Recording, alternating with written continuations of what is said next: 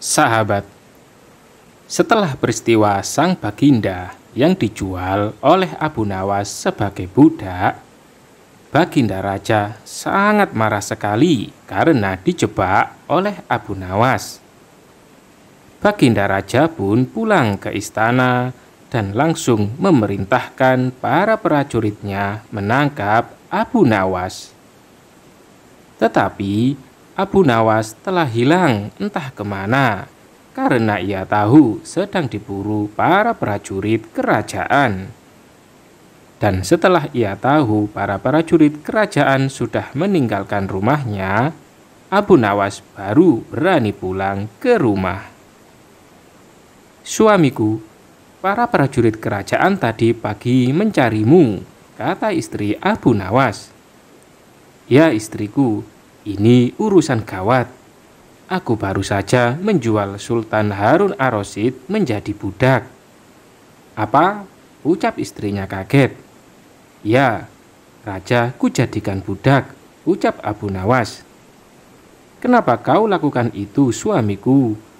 "Supaya dia tahu di negerinya ada praktek jual beli budak, dan jadi budak itu sengsara," jawab Abu Nawas. "Sebenarnya maksudmu baik, tapi Baginda pasti marah. Buktinya para prajurit diperintahkan untuk menangkapmu." "Menurutmu, apa yang akan dilakukan Sultan Harun ar-Rasyid kepadaku?" tanya Abu Nawas. "Pasti kau akan dihukum berat," jawab istrinya. "Gawat, aku akan mengerahkan ilmu yang kusimpan," kata Abu Nawas. Abu Nawas masuk ke dalam rumah. Ia mengambil air wudhu lalu mendirikan sholat 2 rakaat. Lalu berpesan kepada istrinya apa yang harus dikatakan bila Baginda datang. Tidak berapa lama kemudian, tetangga Abu Nawas geger karena istri Abu Nawas menjerit-jerit.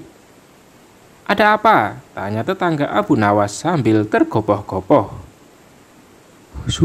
Suamiku mati," jawab istri Abu Nawas. "Hah? Abu Nawas mati?" "Iya," kata istri Abu Nawas. Kini, kabar kematian Abu Nawas tersebar ke seluruh pelosok negeri. Baginda Raja pun terkejut. Kemarahan dan kegeraman beliau menjadi susut, mengingat Abu Nawas adalah orang yang paling pintar dan menyenangkan, serta yang sering menghibur Baginda Raja. Baginda Raja beserta beberapa pegawai dan seorang tabib istana segera pergi menuju ke rumah Abu Nawas. Tabib itu segera memeriksa kondisi Abu Nawas.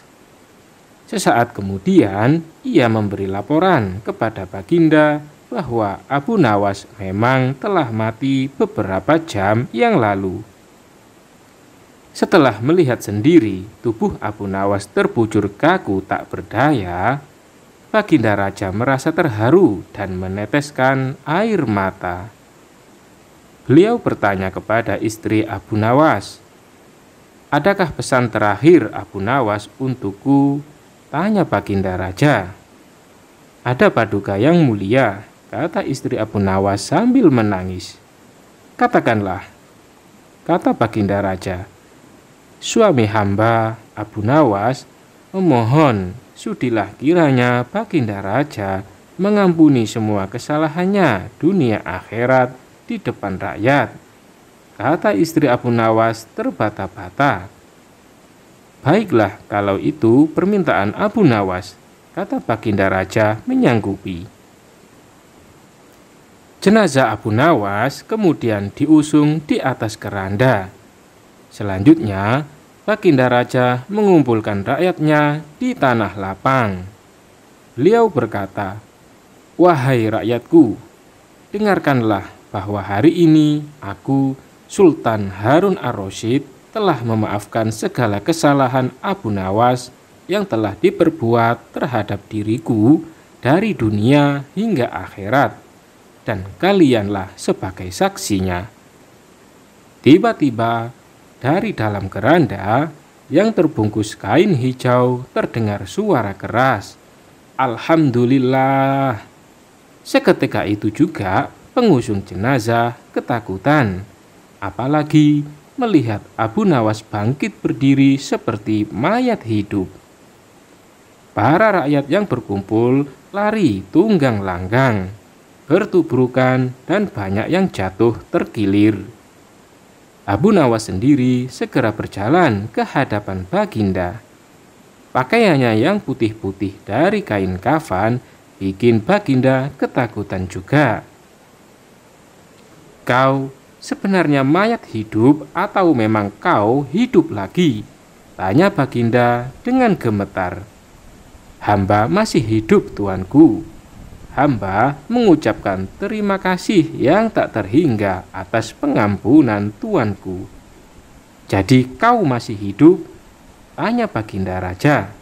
"Ya Baginda, segar dan bugar. Buktinya kini hamba merasa lapar dan ingin segera pulang."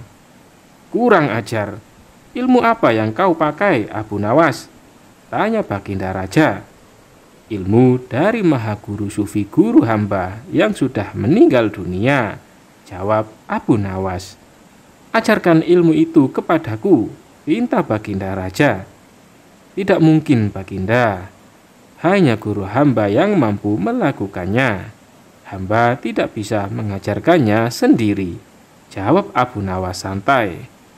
"Dasar pelit," Baginda menggerutu kecewa. Wallahu a'lam bishawab.